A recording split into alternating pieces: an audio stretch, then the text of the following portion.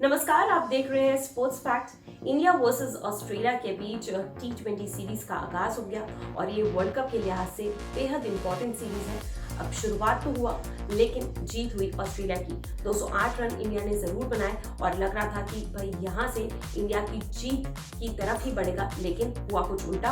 Australia ने ये match जीत लिया और सीरीज अब 1-0 से आगे है ऑस्ट्रेलिया। अब बात करें उन रीजंस की, उन कारणों की कि किस वजह से इंडिया कमजोर पड़ी, किस वजह से पहला मैच ऑस्ट्रेलिया के अगेंस्ट इंडिया ने 208 रन बनाने के बावजूद गंवा दिया। तो सबसे पहले बात करें तो टॉस की। आप जानते हैं T20 में टॉस जो है वो अहम रोल प्ले करता है।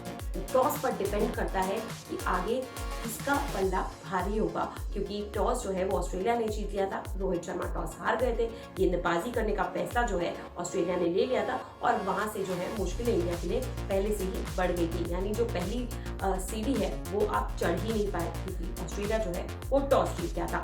अब दूसरी बात करें कि दूसरा रीजन क्या हो सकता है, तो 208 रन जरूर भारत ने बनाए थे और 209 रन बनाने थे ऑस्ट्रेलिया को मैच जीतने के लिए। तो यहाँ से भारत को एक अच्छी शुरुआत लेनी थी, यानी शुरुआती विकेट्स, शुरुआती झटके जो है वो देने थे ताकि आप मैच में बने रहे। लेकिन भारतीय टीम के पास 209 रनों का लक्ष्य था, लेकिन शुरुआत जो है वो अच्छी नहीं हुई थी। फिंच और कैमरन ग्रीन ने पहले ही ओवर से भारतीय गेंदबाजों पर दबाव जो है वो डालना शुरू कर दिया था और इस वजह से वो आक्रामक बल्लेबाजी करते चले गए और भारत जो है वो पीछे की तरफ आता गया। तीसरा रीजन और बड़ा रीजन ये था, कैमरन ग्रीन की तूफानी पारी थी और भारत की हार की मुख्य वजहों में से एक है वो तूफानी पारी। जिस तरह से कैमरन ग्रीन ने वो अर्धशतक बनाया, वहां से भारत की जो मुश्किलें हैं वो और भी ज्यादा बढ़ गई। कैमरन ग्रीन की पारी ने भारतीय गेंदबाजों को सेट तक होने नहीं दिया।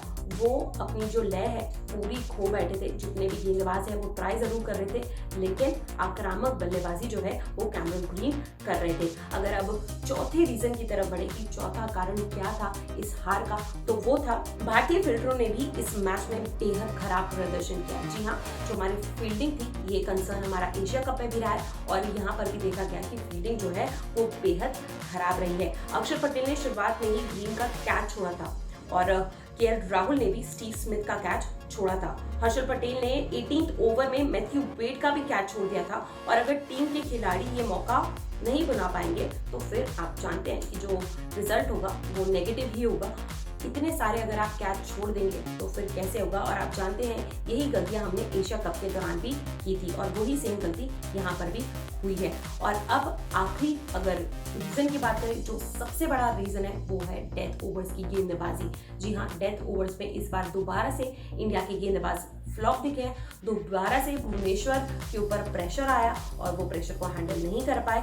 50 से ज्यादा रन भुवनेश्वर ने दे दिए, 4 ओवर फेंके और विकेट एक भी नहीं। और यहाँ पर जो है वो जरूरत दिखी जसप्रीत बुमराह की। लगा कि जसप्रीत बुमराह शायद होते तो मैच का रिजल्ट कुछ और होता, क्योंकि ये गलतियां एशिया कप में भी थी। उम्मीद की जा रही थी कि जब आप ऑस्ट्रेलिया के खिलाफ T20 में उतरेंगे तो वहां पर सुधार होगा, लेकिन सुधार देखा नहीं गया।